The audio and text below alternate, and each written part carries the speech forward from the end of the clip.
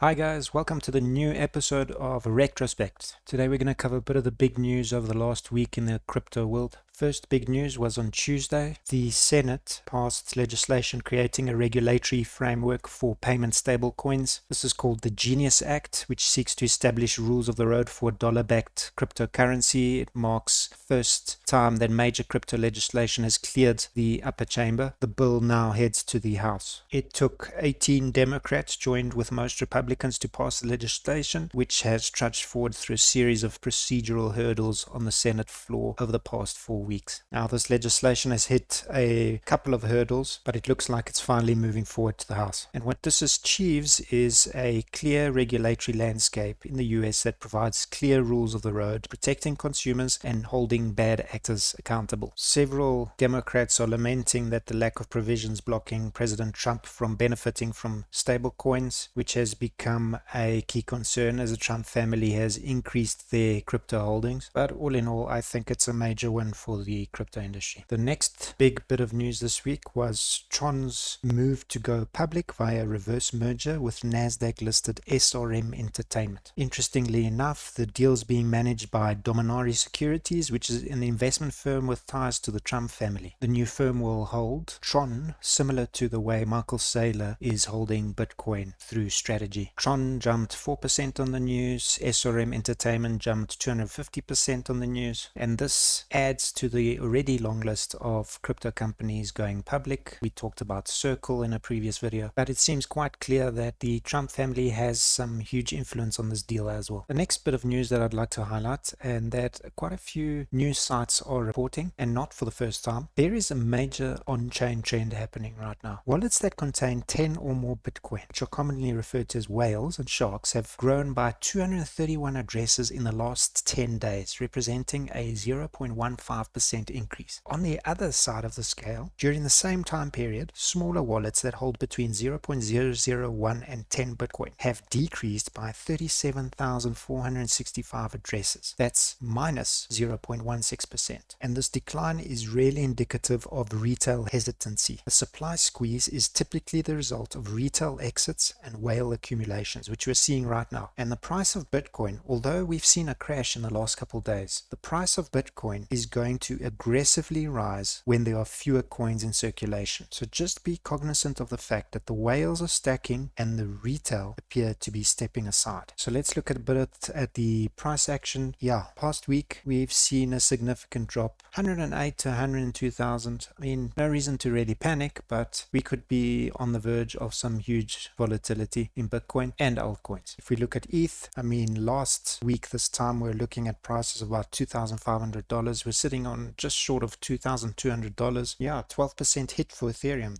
That's pretty big for Ethereum. XRP last week this time was probably sitting at about 215, 216, 217. It is dumping really hard today. It's sitting on $1.97. It just went below the $2 mark as we speak. So we're hoping for a good rebound this coming week. Although geopolitically we're seeing some instability, hopefully the markets bounce back. Guys, please like, subscribe to the channel. Give me some comments about what the next big crypto news will be that's gonna send Bitcoin and the altcoins up. See you next time. Bye.